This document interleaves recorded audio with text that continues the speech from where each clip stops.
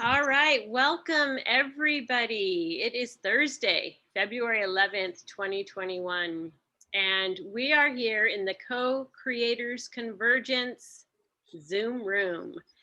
And what's so wonderful about gathering in this Zoom room and on Facebook Live is that we get to be in living rooms and family rooms and pretty much anywhere all over the world in this moment and in the moment that you're watching this. So Co-Creators Convergence is a legacy group dedicated to Barbara Marx Hubbard, and really 2021.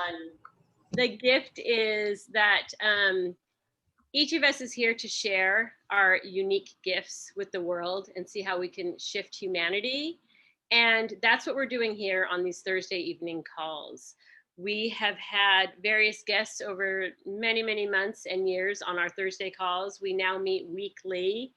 And the criteria to be here is that you are having a conversation and introducing your gifts with us and sharing them with the world.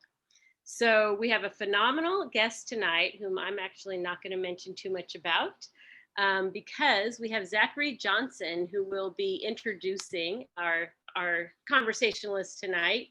And Zachary has spoken here on Co-Creators Convergence and has shared his gift with us. And then he invited Reverend Jean.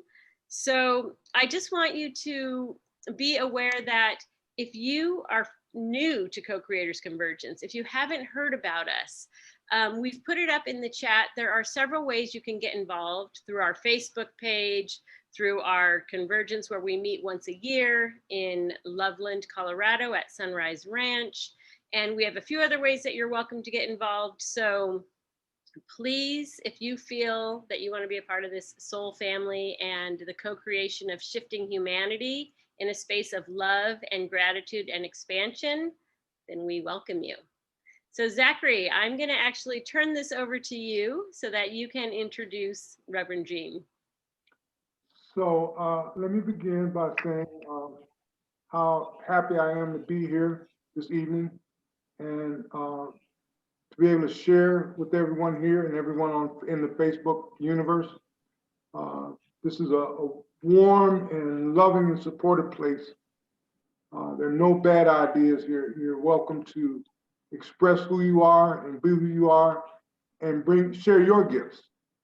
So I was honored to have been allowed to present the research we've been working on for the past few years. And we were given the opportunity to share. And I was told that we had to invite somebody else. And there was no doubt in my mind who that person would be. This is someone I've worked with extensively for a decade and a half, and who is a man of many, many gifts and talents, who is more than, has much to offer the group tonight. And I'm excited to be able to share this evening with Reverend Jean. So the deal was that we just let Spirit get it. Our job as co-hosts and guests tonight is to get out of the way and let Spirit lead the evening. So I'm going to get out of the way and turn the floor over to Reverend Jean Ferrara. Thanks, Zach. I just have to tip my hat to my friend Zachary, one of the most erudite historians I have met in my life. And I have such great respect for Zach as a person and as a scholar. And I've learned a lot from him. And we've been through some stuff together, and I think we've been enriched by our work together. So Barbara Marx Hubbard dedicated her life to the concept of peace and bringing peace to the planet and creating a new vision for the planet, creating a new earth, if you will. And why would we have to create a new earth? You know, the question that immediately presents itself is, what's wrong with the old earth? I mean, we've been here for, billions of years. We're still here. The earth is still here.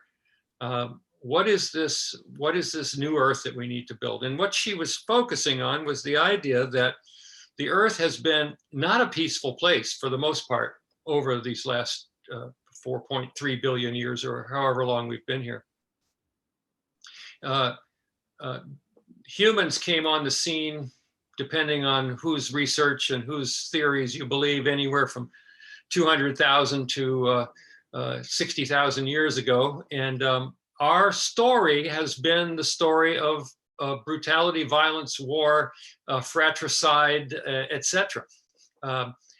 People say to me all the time, Reverend Gene, how can, why do humans do this? Why do we have this war in Afghanistan? Why is the government doing this? Why do people act like this? And I said, well, here's all you need to know. Read the book of Genesis.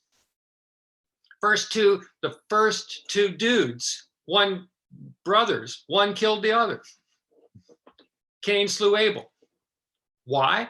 Because he was jealous. He thought God favored Abel more than he favored him. Really? I mean, is that our heritage? Is fratricide our heritage? And of course, there are countless tales. If you read history, especially the way someone said history is written by the victors. If you read history, the long history of humanity is a history of anything from argument to genocide and everything in between.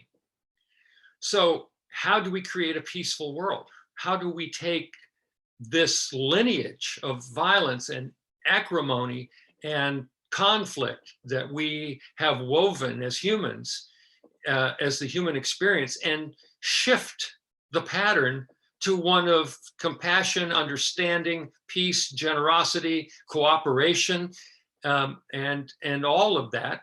How acceptance, how does it work? How do you do that? And I think if you're going to solve any problem, you first have to understand the nature of the problem. As we look at history, we see very similar patterns repeated over and over and over and over, again and again and again. World War I, fought from 1914 to 1918, was the war to end all wars. But it was only the introduction to the most brutal, bloody century in the history of humanity. So apparently it's not getting any better. We wandered into South Vietnam under the flag of being liberators. And we ended up being imperial invaders. But we certainly learned our lesson there. And we even supported the popular movement, the Mujahideen in Afghanistan, when the Russians made the same blunder in Afghanistan that we made in Vietnam. So we understood the nature of the beast. So when we decided in 2003, I think it was, to invade Iraq, I was mortified. I was stunned. I'm going, how could any nation be so blind to their history, so blind to what they obviously learned, the lessons they obviously learned, to go and do it all again, to send soldiers into a country to be ambassadors. You don't convert people to your way of thinking by sending soldiers. It's never worked in the history of humanity. But yet there's this inherent quality that humans have. And I'm going to go out on a limb here, and I'm going to say it tends to be a masculine quality, or it has tended to be a masculine quality over the centuries. That young men at the end of their adolescence, from the middle to the end, well, actually, it starts at the beginning of adolescence, because I think that's when I had my first fist fights, when I hit adolescence.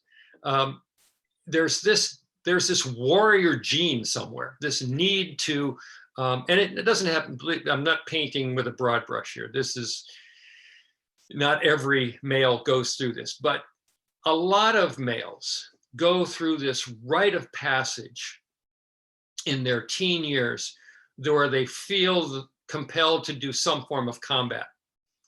And I think part of this comes from in our culture, we lack what indigenous people saw as a very important initiation. And it's an initiation for boys into manhood, which happens at puberty or shortly thereafter.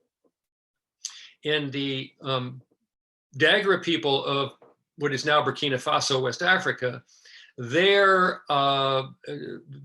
I think this is pretty common to many indigenous peoples, their rite of passage for boys to become men, they stripped them naked and sent them as an individual, all alone. They would take a boy, strip him naked, and send him into the forest and tell him, you can't come back for 28 days. You can't come back for one lunar cycle. You have to survive in the jungle on your wits.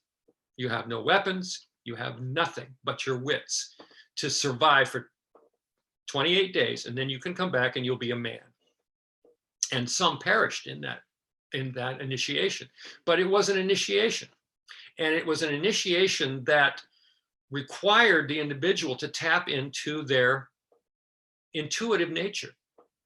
Because if you've read the works of Malidoma Somé, he was kidnapped by Jesuits as a baby, taken away from this village in Burkina Faso, and he was educated by Jesuits, taught to read and write, taught multiple languages. And when he was 21, he found his way back to the village. He found out about he discovered his heritage, found his way back to his village of origin, went to the elders and demanded his initiation. The elders shook their heads and said, no, you won't survive. You've learned to read and write. What? What they meant was, you've developed this prefrontal cortex as the foremost aspect of your self-identity, and it's what you rely on now to navigate the world. And what we're talking about here, that will be a valuable tool, but you can't that can't be your point of identification in order to survive this initiation. So we have no initiations in our culture that match that in any way. The closest thing we have, I think, is football. For me, as a 14-year-old, I was fortunate enough to get to play 1 year football. And it changed my life because I got to discover that I like to run and hit people. I like to run into people. I like the physical contact of not being knocked down or knocking somebody else down. There was something inherently juicy and valuable about that to me. But for the most part, we don't have that. So what happens instead, this is almost a natural human proclivity to have some kind of activity. So now what happens in certain areas, we develop gangs, and the gangs get into violence because that's kind of the nature of young men. Old rich men have for centuries profited from this by creating wars of conquest in order to gain power, wealth, and wherewithal by using this almost instinctual need of young men to prove themselves in the field of combat. Even the Navajo, some of the most peaceful people on the planet. If you read the stories of Kit Carson, you'll find that the undoing of the Navajo as a people was because they couldn't contain their young men from stealing sheep from the European pioneers, even though the elders begged them not to do it, not to stage these raids and steal sheep from the Europeans. But these young men, they wanted adventure, they wanted risk, they wanted to dare in the world, and so they stole sheep. And so the U.S. government came down on them like the wrath of God, burned their cornfields, and herded them into a reservation. We could tell 1,000 stories like that. So there seems to be some inherent need for young men to have some kind of adventure. And we don't provide that in our culture. In Western culture, generally speaking, those kind of initiations are not available. And I can't speak to the initiations for women because I know they're just as important. But not having ever identified as a woman, I can't speak to that through my own experience. So we have this pattern of war and the rumors of war. And one of my favorite quotes is from a guy named Gil Scott Heron, who's one of my favorite American poets. And at one point he said, and he may have been paraphrasing someone else, but he said, "Peace is not the absence of war. Peace is the absence of the preparation for war." So I look at our country today and I see a military budget of nearly $750 billion annually, which is an incomprehensible amount of money. But none of us has the ability to comprehend how much a trillion is. It's a million. It's just beyond it's just a lot of zeros. But with $750 billion every year on military, which is more than the next, if you look at a list of the top 10 countries who spend money on military, we're number 1, and we spend more than the next 9 nations combined, including China and Russia. This has become the focal point of our culture. So now you say, well, we want peace. And of course, the Hawks would say, well, this is how we guarantee the peace, by being so mighty that no one would dare challenge us. What we're seeing is, as we go around the world as an imperial power, because we are the empire. If you're a Star Wars fan, it'd be really easy for you to see the United States certainly as the empire. As we go around the world acting as empire, we do damage to peoples around the world. And so those people get upset and they want to push back. They want to respond. They want to react to the damage that we do. And so we get insurgency. We get what our government has labeled as terrorism, which is actually just the pushback from peoples that we have pushed down on. So there's this process that's going on, and it's been going on for a long time, and it doesn't seem to be getting any better. So where's the hope? Where's the path out of this? So I'm going to pull back on all of this now, and I'm going to make a bold statement, and then I'm going to throw that out to the group to see what you all think about this. I'm going to make a bold statement. Well, I'll ask the question. Do human beings have free will? Because if we have free will, we should be able to just decide that things are going to change and make things change. So if we have free will, that's good news. But that's the question I'm scratching my head about right now. And I'd like to throw that out to the group. What do y'all think? Do we have free will?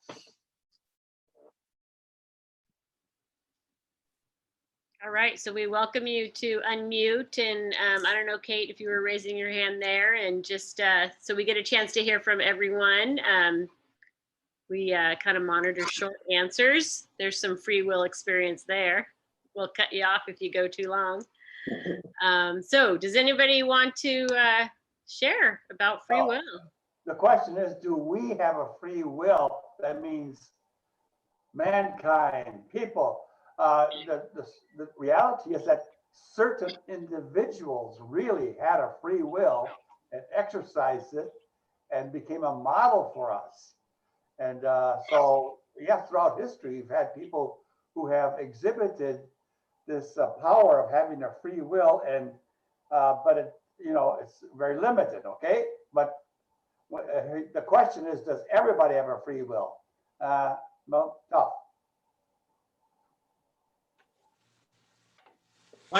I believe we have free will, but I believe we're in such a matrix that we really don't know what's best for us, because we don't realize who we are as divine beings of God, creation, source. So I don't feel we don't know who we are or what our power is. I'll say that. And I'll pass the talking stick to, thank you, Father Joe. Thank you, Father Joe. Anyone else want to talk about the free will thing? Okay, so I almost don't know if it's a useful question, because whether or not we have free will or not, we would still be wondering if we had free will. If we have no free will, then we're destined to have this conversation about if we have free will. But to another degree, I think it's sort of a gradient. I don't think humans naturally have free will. I think we can, but we have to work really hard at it. I think that's the whole reason why we have the psychological idea of a subconscious. Some things are automatic.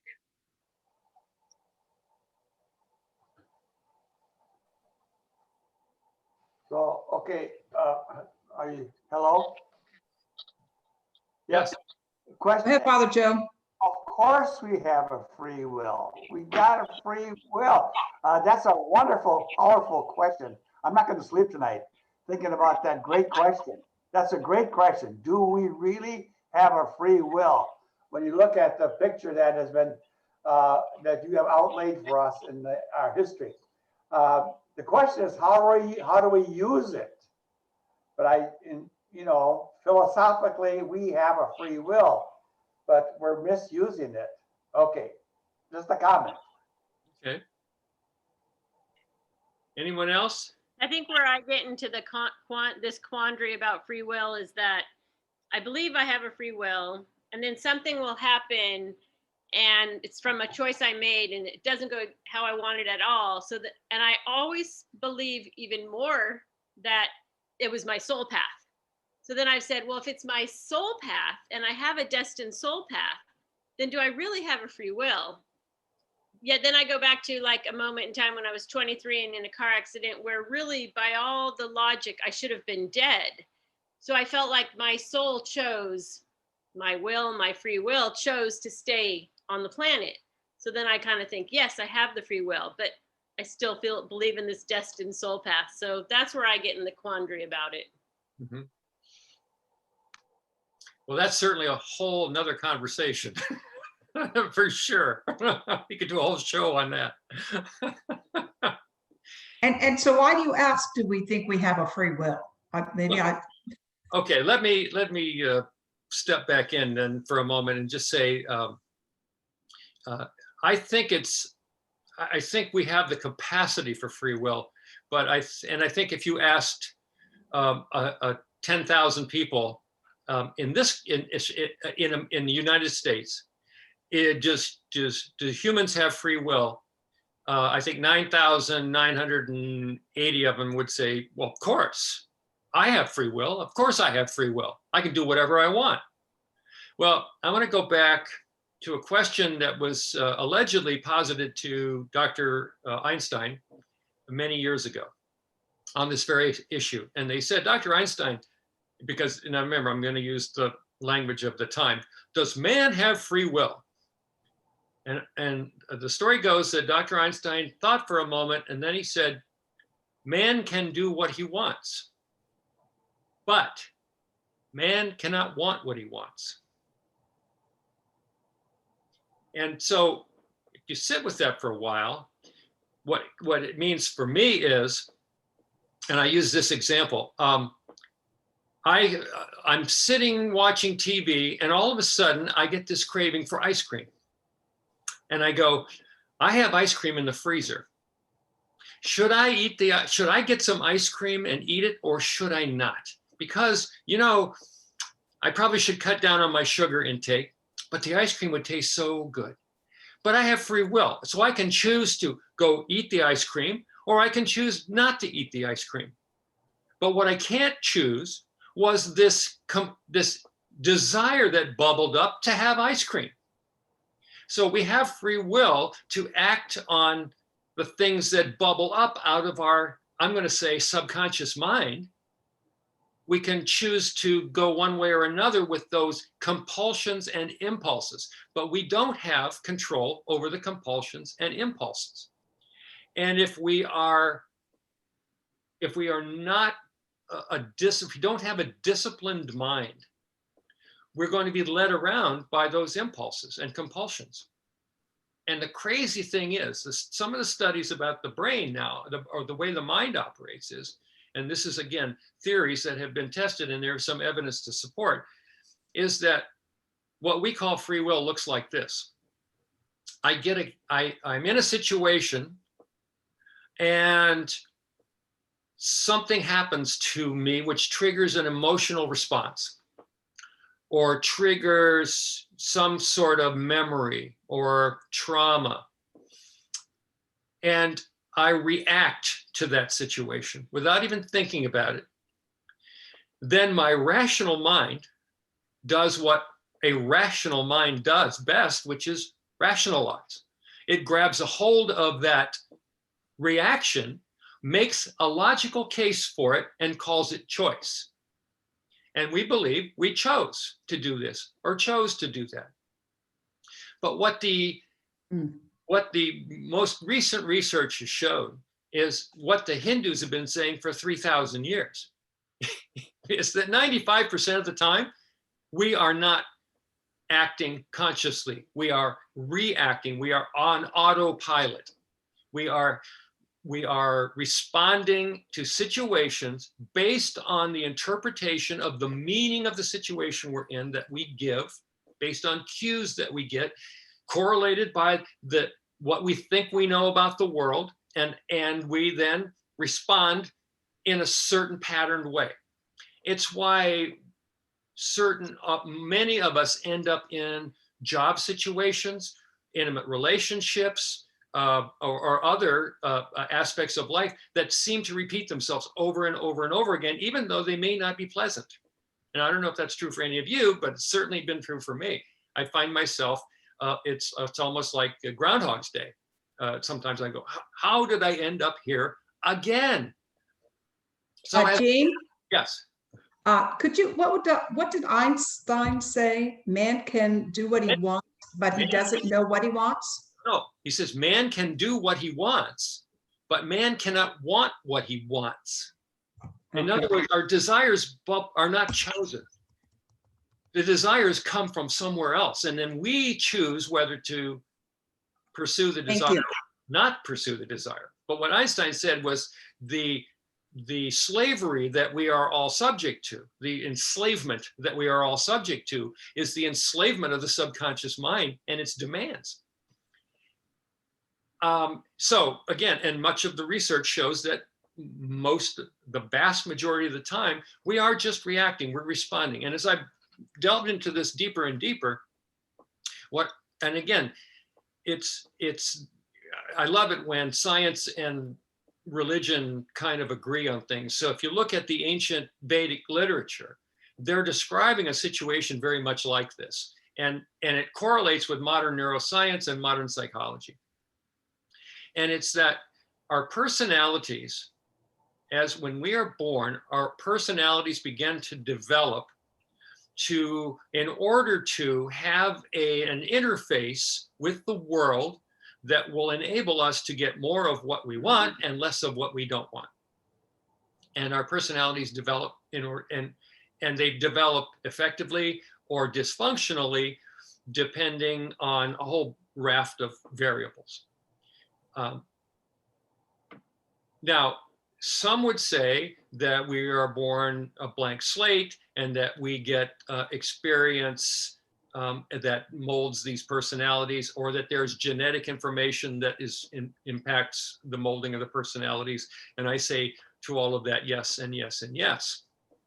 But what happens is, and what we end up developing is what I call algorithms, or patterns of response. To make it simple, they're just reactive patterns.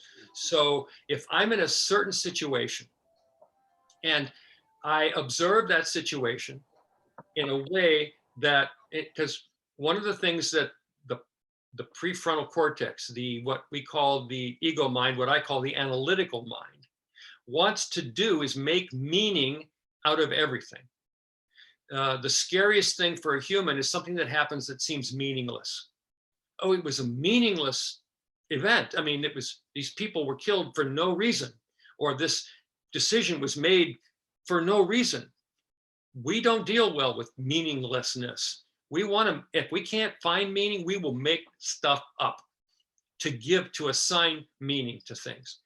And so when we assign a meaning to things, then that triggers that belief in what it means, triggers some kind of primal response that has to do with not only survival, but with the maintenance of status, power, and efficacy in the world. And so we develop these routines that run. So something triggers us and the routine runs. And it's, well, that's just who I am.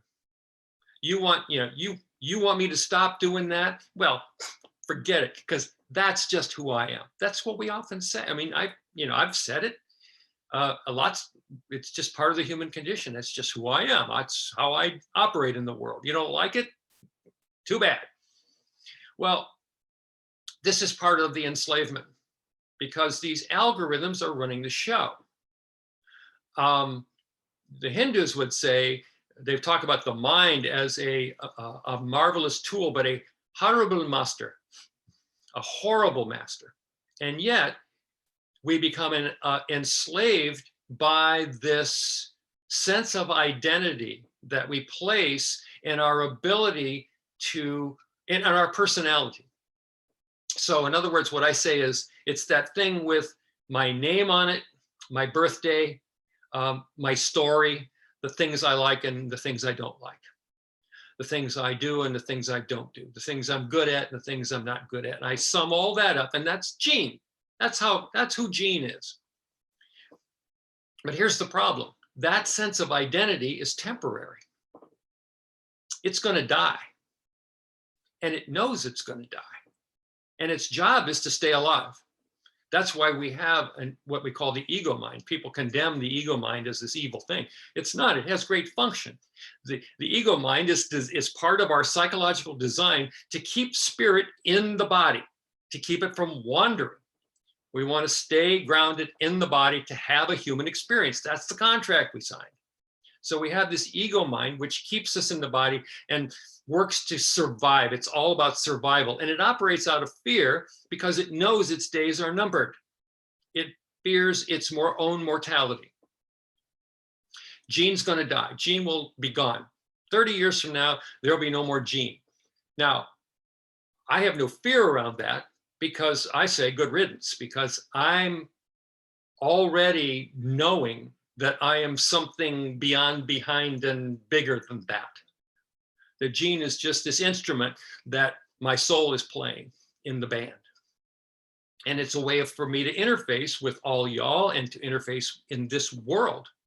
So as I look at these patterns of response, these algorithms that operate, I begin to notice them. Once I get this frame of mind that, okay, who am I? And through a variety of spiritual practices and a variety of contemplations and mental exercises and reading and listening and experiencing and correlating, it really, and I could be dead wrong, but it really feels true to me that I am in touch with what I call the watcher, or the Hindus would call the witness. Because if you say to me, well, how do you feel about this? I'm going, well, I feel blah, blah, blah. And so then ask me, well, how do I know? Well, because I'm aware that that's how I feel. Who is aware? Who is the awareness that is aware of even the watcher? So this is, we're getting a little woo-woo here, because this is a particular, and it's, by the way, this kind of exploration is not confined to the Hindus. Many of the Catholic mystics have talked about this very thing, about really taking the time to take the journey inward to self-discovery. This is what self-realization is all about, is self-realization in the Eastern perspective, in the Hindu perspective. Realization comes when I don't just understand who I am, but I become totally identified with who I really am, so that the personality is an artifact. Once the personality becomes an artifact, then there can be some modicum of restraint and control. So if I sit here and say, once I get to the point of becoming the witness, there is a certain peace that immediately makes itself known in that space. It's part of the essence of that space. And so from that space, as I watch my personality interact in the world, and I see patterns coming up that are aggressive, reactive, fearful, angry, resentful, all of those things, I can look at that and go, oh, there it is again. There's that. And the beauty of it, in my experience, is that I don't even have to say, well, there's something I need to change. No, it's not. I don't need to become dad. I just need to watch from this place of knowing and experiencing, being in my immortal self, in this state of peace, watching the personality strut and fret its hour upon the stage. And the moment that I can watch these patterns play themselves out without immediately identifying with the doer, with the personality that's creating these patterns, the patterns themselves lose their efficacy. They begin to shrink. They begin to deflate like a blowfish. And so they lose their power. They lose their efficacy. And once they pop up a few times and don't get any kind of magnetic attraction of the self, of the sense of self into those patterns, they begin to dissolve. And so then there becomes a space for peace to truly be the motivating factor for anything I say or do or don't say or don't do. So that's why I'm saying the idea of free will only comes, it is the most powerful tool we have. The Hindus say we have to curry a certain number of specific traits in order to reach enlightenment in this lifetime. And to them, and this is from my Hindu teachers, the most important aspect of personality to develop is restraint, which is why I've been sitting here for this last year smiling and going, well, look at this. Mother Nature has placed restraint on her human children as an experiment to see if we can actually use this to move forward in our evolution. So I'm tickled about what's been going on for the last year. And I know some people that's going to not make some people happy, but to me, we are going through a very important process right now. And it has to do with this very thing of having the time and the capacity to just stop, sit back and begin to take a really objective look at how we act in the world and why we act that way in the world and what the process of generating these personalities is. How did Gene get to be who Gene is? I can sit with a therapist and dig back and go, oh, my dad and oh, my mother and oh, my first grade teacher. And I can do all of that stuff forever. I don't know how much good it does. What really, to me, is the important thing is just being the dispassionate observer of what the fruit of all that is and just go, oh, look at that. And not identify with it and not judge it either. Just love it. Just love it and go, oh, look at, there's its pointy little head again. Geez. and watch the changes that begin to happen over time. And again, this is not magic wand, tink, now you're a realized being. This is a process. And it's a process that's not taught in our schools. It's not, we typically don't teach this to our children. I think even many people who were brought up as Hindus, don't fully understand the nature of this. You know, they're more into the stories of the different demigods and goddesses and stuff. But the bottom line on all this is it's self-knowledge, self-realization that brings true choice. For the first time, we actually have real choice, which is how am I going to be in the world? Because if I am a certain way, I'm going to act a certain way. If I identify with a certain sense of beingness, which is truly who I am, I don't have to make it up. I just have to access it through practice. Then that's what informs my moment-to-moment reactions to the personality acting in the world. So that's my story, and I'm sticking to it. I think the key, if we're going to have peace in the world, as Gandhi said, be the peace you want to see in the world. And that's what he was talking about. Once we each as individuals start to access that essential immortal isness that we are, we begin to see the folly of the personality. We begin to see the folly of the struggles that we strut and fret for our hours upon this stage. And we begin to see it as a stage. And then the natural state of the peace of being begins to emanate from us and inform all of our interactions. So that bit then becomes contagious because we are all connected. So somebody must be thinking something about that.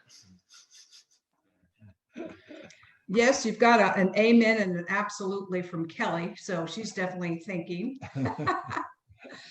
So what you're really saying is that when you realize, kind of maybe a little bit of what I was trying to express earlier, that when we really know who we are, that we're not this body, that we're not these set of situations, that we are in that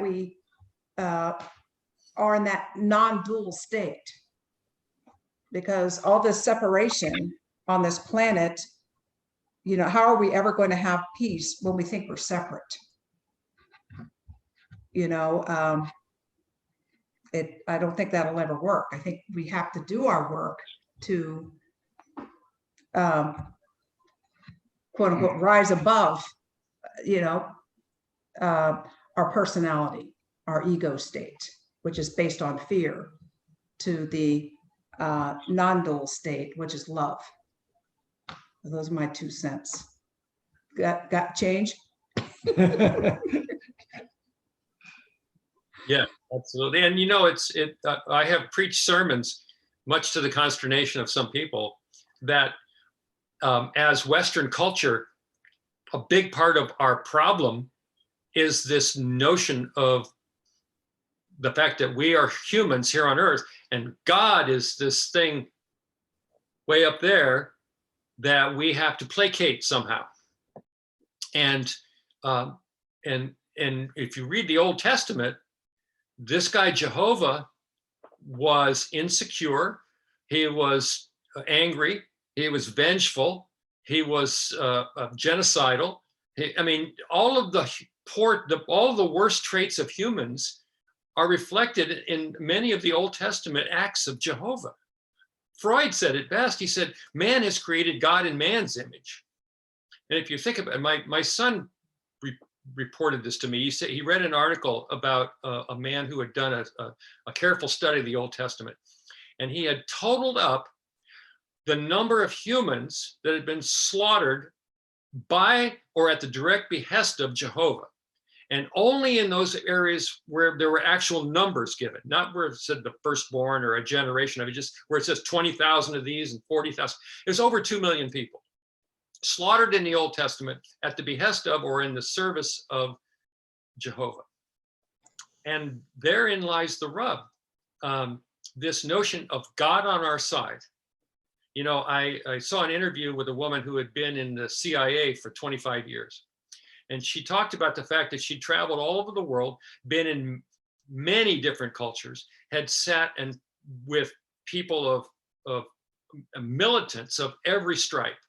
And she said, I have yet to meet a militant of any culture, from any persuasion, that wasn't convinced that what they were doing was absolutely just, right, noble, and in the service of some, if not God, some replacement for God.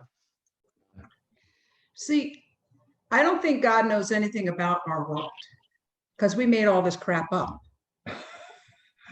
And, you know, God is just pure, ineffable love. So how could God have a judgment? How could God feel this way or that way about us? I just think we're in this, I'll just, you know, I don't know if it's a Hindu, you know, we're in this Maya, we're in this illusion. And I don't think God created, you know, why would God do this? I don't think God did that. I think we're just anthropomorphizing God and has nothing to do with God. You know, I do believe in God. I do believe in spirit, you know, that I think we're all part of God. We're part of, you know, God is in our mind, but this is, you know, you're talking about the subconscious. It's all buried because we have all these blocks to love. And if we really knew how to love, then we would really be able to be in that non-dual state.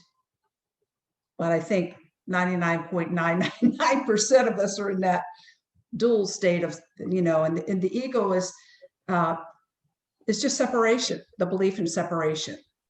And I don't think God has anything to do with separation. So, but everyone else is welcome to chime in here. Flo. I'm just thinking that a lot of problems come from people trying to prove themselves right. You know, well, but, you know, and we all have our own truths. And if we look at ourselves like a crystal with so many facets and how many different ways you can look at one thing, instead of just trying to push your rightness onto everybody else, it's harder, but it's easier just to look at, well, that could be their perspective of this. And there are so many perspectives, and one is not right and one is not wrong. It's just certain ways of looking at things. And you have to keep open because you could learn something if you do. That's how I feel about it.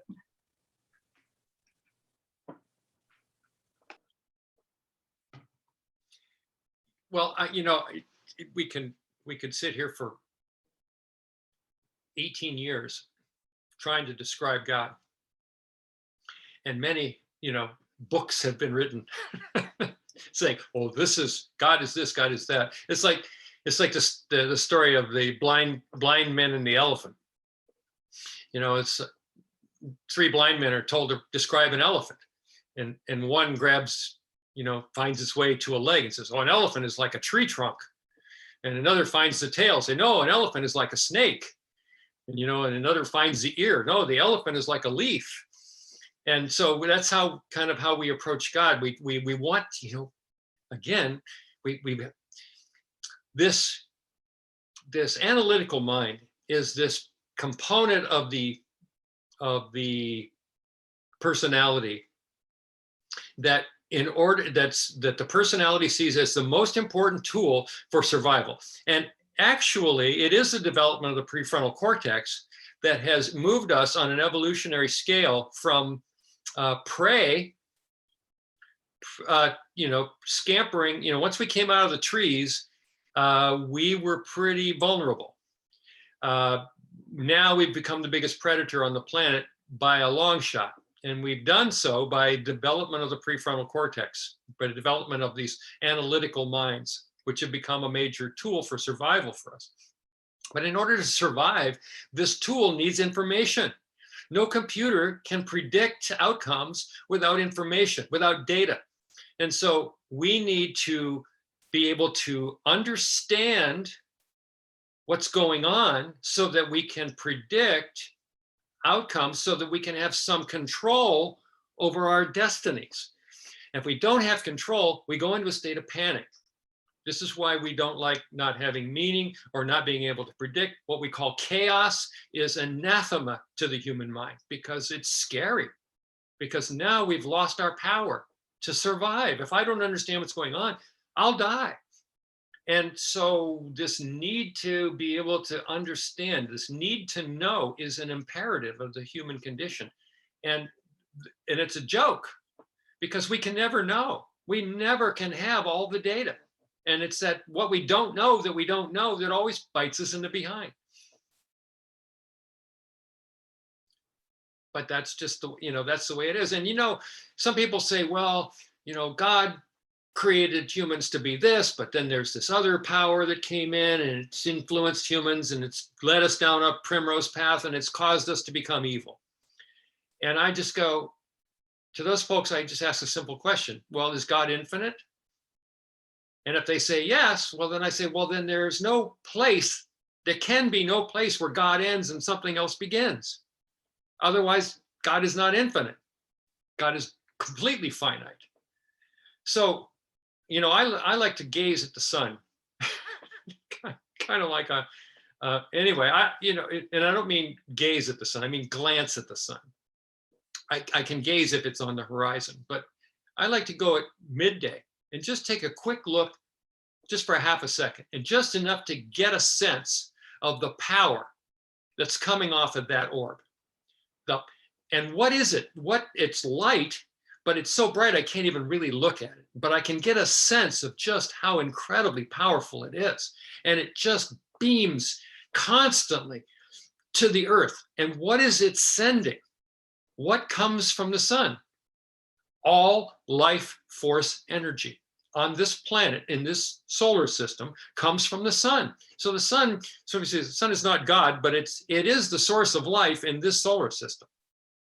And just knowing that sun never blinks, it just continuously pulsates and projects an incredible amount of life force energy onto this planet 24 hours a day, 7 days a week, every day, every year for eons, and will continue to do so for eons. To me, that is the symbol of what God is. God is just this incredible, loving, intelligent field of energy, which is an acronym for life.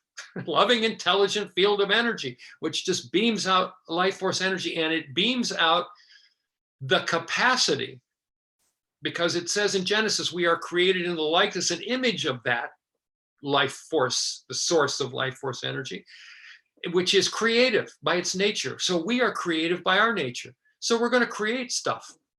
Stuff is being created all the time. And this universe, as we know it, the material universe, is one chapter in a book of a limitless possibilities of creative form.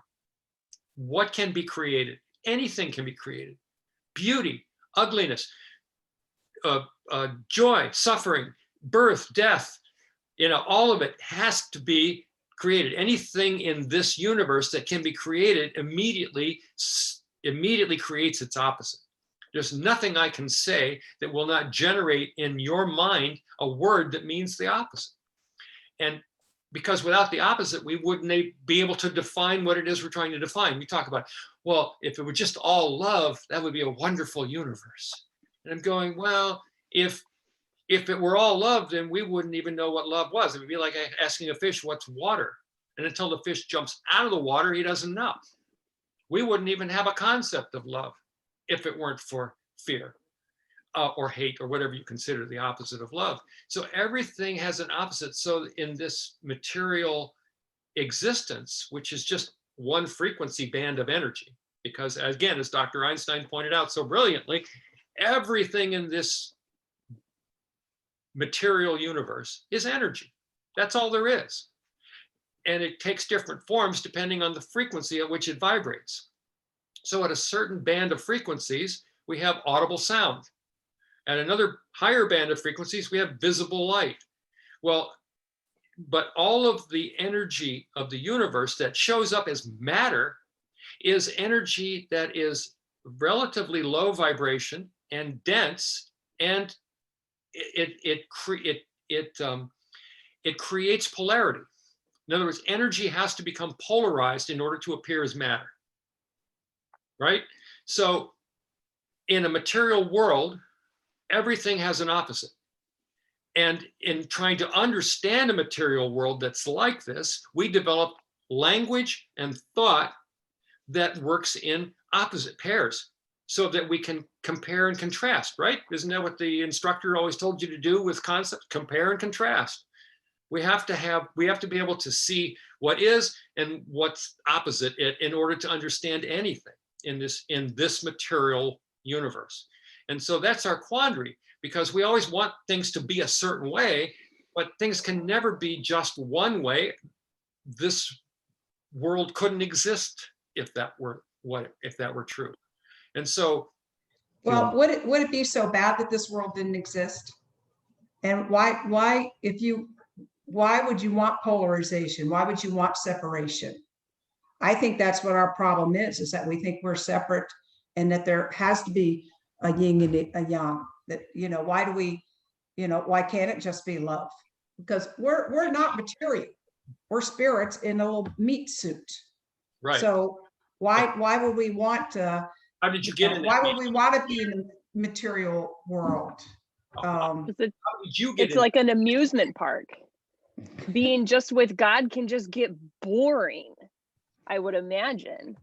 So we come down here to like angels in an amusement park. And we have to have the polarity, because without darkness, we couldn't appreciate the light.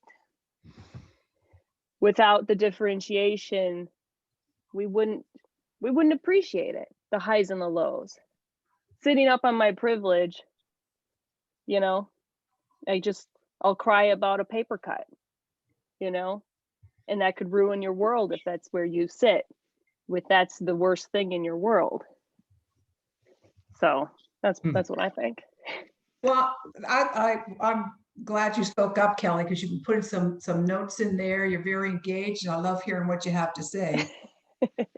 I had an interesting dream this last week. It was like, oh gosh, it just felt like I was in school all night. And it's like I could see the darkness coming into form, but without context. And as I leaned in to try to understand in the context, I felt it pulling me in, and I was trying to get out. And then I woke up with a jolt, and I went back into sleep. And it was like I got a deeper lesson about what that meant. And when I woke up, I had covered concepts of masculine and feminine, polarity. And I woke up with the final phrase of rejection of the self leads to rejection of others. And so it really ties into a lot of this stuff, but it's. Well, I think that's very, very wise, because you can't, so you have to have self-love. How do you give out love to others if you don't have any? How do you give out, bread to the hungry if you don't have any bread in your cupboard? So, I think that's very wise what you're saying. So Yeah, thanks. And I've been tuning into the ways that I have been rejecting myself this week. So I think I got a lot of downloads, and then it's just starting to blossom. But I really appreciate this conversation. Well, it's fun. It's great that you introduced that, Kelly. The concept of love. Many years ago, my mother left my father, and my father was confused. And he said to me, he says, I don't know why she left me. And I said, well, Dad, relationships are transactional. And anytime one of the people in the relationship feels like they're investing more in the relationship than they're getting back out of it, they'll leave. Now, and it's not always rational like that. The evaluation of what I'm getting back and what I'm putting in are not always objective. Often, usually not, but that's true. And we talk about unconditional love like it was peanut brittle, like we could buy it in any store. Well, what does Jesus want? He wants us to love unconditionally. Well, what does that even mean? How is that even possible? We are in a world where what we call love, which is a set of expectations, is even, how can it be unconditional? It can only be unconditional if I don't see you as different from me. Or here's the thing, if I'm in judgment at all about anything, I can't even love myself because I'm in judgment of myself, right? I'm going to sit there every day and evaluate how well I did in the world. What did I win? What did I lose? What did I gain? Where am I? Who thinks I'm worth anything? What am I worth? I'm doing those kind of evaluations. And if my evaluation comes out a little bit balanced on the negative side, I'm not going to love myself. I'm only going to love myself if I'm just doing this continuous stream of magnificent things in the world. And so the same goes for anybody else. How can I love anybody if I think that there's not good reason to love them? Because this concept of love is coming from there. The only way unconditional love exists, and I'm not saying it can't exist, it does exist, but to access it, I believe it can only be accessed if we are truly coming from a place of truly realized self. If I know who I really am, and I really see myself as eternal spirit, and that this body and this mind and this personality are all temporary, they're human and they're flawed, and they're going to bounce off walls and make mistakes and break things and all of that, then I can see you as the same thing. Because once I get back to a certain place, it's the same place that you're going to get back to when you do that exploration. So I'm really creating you, and you're creating me. And once I really understand that at a deep level, then I can love you, because I'm just love then. It's not love can't be directed. Love either is or it isn't. And if love is, if I'm in my isness, then love is part of the nature of that, just like I said peace was. And then I become an expression of love, and then there's no differentiation where that love goes. It's like the sun, it just beams. So to say, I love this person, I don't love that person, yeah, that's the human condition. But that's not who we are, and that's not our true nature, and that's not our potential. And I think Barbara understood that.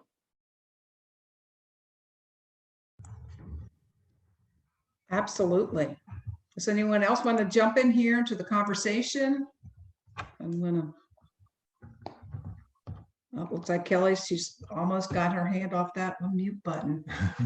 I will say just something further back that really kind of an aha moment for me when you kept talking about Hindu and actually Bob and Noel and I met gathering with another spiritual teacher, and a lot of the basis was in the Hindu tradition. And they taught, you were mentioning like self-realization. And that phrase comes up so much in Eastern practices, in my opinion. And I just had this aha moment of like, self-realization is very different to me than self-improvement. And from my own personal experience, I've gathered now that pretty much most of my life, I bought into a story that I wasn't good enough and I needed to improve. And it really did begin when I was 7, 8 years old in the Catholic school system, when I was speaking my truth, receiving the sacraments of reconciliation and First Communion, and I was told I was wrong. Mm-hmm. And then, so then all of my life, I mean, almost somewhat to a detriment, maybe financially, but not a detriment, because I met amazing people. I just poured myself into self-improvement courses and teachers, and while I received so much from it, it would have been very different if I was looking at it from a self-realization. Who am I, and how do I unfold and bloom and blossom as this amazing soul and human being, versus this what is the word I'm looking for? Not intention, but this belief that there's something wrong with me and I have to fix it. Because those are two very different energies to go towards.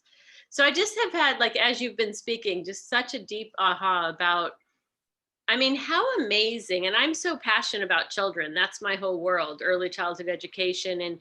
And that's where I thrived, is like helping children see their soul purpose and who they are. But such a different emphasis when you mention, you know, we aren't necessarily teaching this in the school systems, but let's help you realize and develop who you are versus you need to be the best or improve who you are. So that's some reflection I've been having. Yeah, there's no question about it. Our educational system, my understanding is it was designed in the 19th century to provide factory workers. So, and we're, you know, God bless the people who try to work within that system, because I know many teachers who I have great respect for. But also it feels like in many ways we've given them we turned them into Sisyphus. We've told them that you have to push this rock up this hill, and it's like, wait a minute, we have mechanisms to move these rocks now. We understand so much, and you know, Zach has really turned me on to a lot of this stuff. We really understand so much about the way humans learn now, the way the human mind works that we didn't understand in the 19th century. Why aren't we using that knowledge in our schools? My understanding is when the European Union formed, when they first started talking about forming a European Union, many European companies realized they were going to have people who were multilingual. And so a system that was called, and it's a copyrighted name, super learning, was taken from research, I think that was originally done in Russia. And they created this system of learning that's very different than our school system. It had to do with interval learning, with Baroque music during the periods of latency, and ways of incorporating knowledge with existing knowledge that's way beyond anything we do in our schools. And they had people that within 6 weeks were speaking another language well enough to do business in that language within 6 weeks. And so the technology is there to really open up. And I think some of the Montessori and Waldorf school people have really started to tap into this, or have been tapped into it for a while, but our conventional school systems typically are not. And the mind is so facile in a young person. Was it one of the great Catholic mystics, and Father will have to help me with this, I can't remember which one, said, "Give me the child and I'll show you the man." That's why the Catholics, for the first, they say 7 is the age of reason. You don't get First Communion or any of that until you're 7, because that's the age of reason. But then anything that happens from birth to 7, you're absorbing like a sponge, because you don't have the ability to even give it, to analyze stuff. You just accept things. And then you make up stories about them. Like often with small children, if mom and dad divorce, the child will think they're somehow to blame. So if we really went into early childhood education to begin with, and then subsequent education with the notion that of who we are, if we really knew the nature of the human condition, of what spirit really is, and who humans really are, what this isness that lies behind all of the personality really feels like, then we could help people design their personalities consciously rather than randomly. And it's that random development of personalities that leads us to, because we're absorbing information for at least the first 7 years from the zeitgeist, from the mass mind. We're absorbing information from our parental information, from our first teachers, from our peers, and I believe from our ancestors. Because, when they did the Human Genome Project, they said somewhere in the area of 90% of human DNA is junk DNA, because it doesn't create eye color or hair color or intelligence or any of that stuff. So we don't know what it does. So it must be junk. Well, first of all, I don't think nature creates a lot of junk. I think that a lot of the conceptual patterns of our ancestors, the decisions and choices that they made about the nature of reality and the nature of the world get passed on to us through those genes. And we're born with them. And so between what we're born with and what the world feeds us, by the time we get to be an adult, we have this totally distorted view of reality and certainly have no clue of who we are. And that's the problem, because we fall into the, and this is the initial thing I was trying to get to, we fall into these existing patterns of thought and analysis that lead us to, as collectives, to do the same stuff over, as individuals and collectives, over and over and over again. So this history of war goes on for centuries. This history of domestic abuse goes on for centuries. This, you know, all of this fratricide and gang violence, this has been going on forever.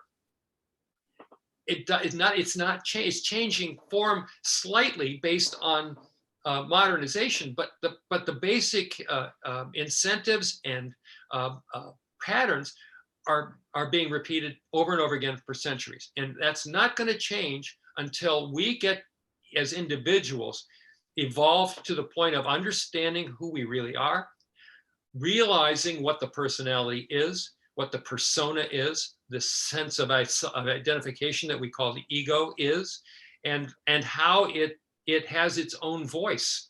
It's on its own algorithm. It's like AI. You know, the big fear around AI now is that, you know, it'll become self-aware and then it'll do it whatever it wants to do and it'll be out of our control. Well, guess what? We are the AI. In many ways, because I mean, who created AI? We created it in our own image, right? So there we are. That's what we have to deal with. And unless we as people begin to understand the nature of the human condition and become observant of it and do the exploration of what's behind it.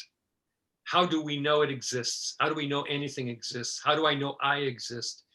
Once I begin to explore that and say, well, when this happens, I and then the question is, well, how do you know that? Who is it that knows that? Well, me. Well, how do you know you exist? Because I blah, blah, blah. Well, really, who knows that? And just keep asking that question. Well, who knows that? Who is it that knows this? Who is it that sees this? And you finally get, after a while, you get behind the personality and you go, oh, that's not who I am. That's an artifact of who I am. And that's realization. That's the big step. And there are people that I've worked with. I've done a bit of work with indigenous wisdom. And I have a mentor and a very good friend, Jojapa Maria Nsoroma, who works with the medicine of the Dagara people of Burkina Faso, West Africa. And she's created a program in Milwaukee with the Alma Center. And the Alma Center is missioned to deal with domestic violence perpetrators, not victims, perpetrators. These are almost all men.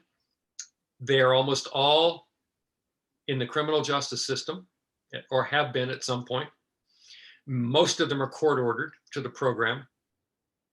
And the Alma Center has a number of marvelous programs, but there's a certain percentage of these men that the programs don't work for. So somehow or other, Jojapa got brought into this nonprofit, and she established what she calls the Wisdom Walk, which is a 12-week program taking these men through the Dagara ritual of their medicine wheel rituals. So this is, you say, well, what is the power of indigenous ritual? The power is that it circumvents this. It circumvents the rational evaluation, and it takes people to direct experience. of fire, water, nature, earth, mineral. It takes them through these rituals so they have direct somatic experience of these things that speaks directly to their subconscious without them having to think about any of it.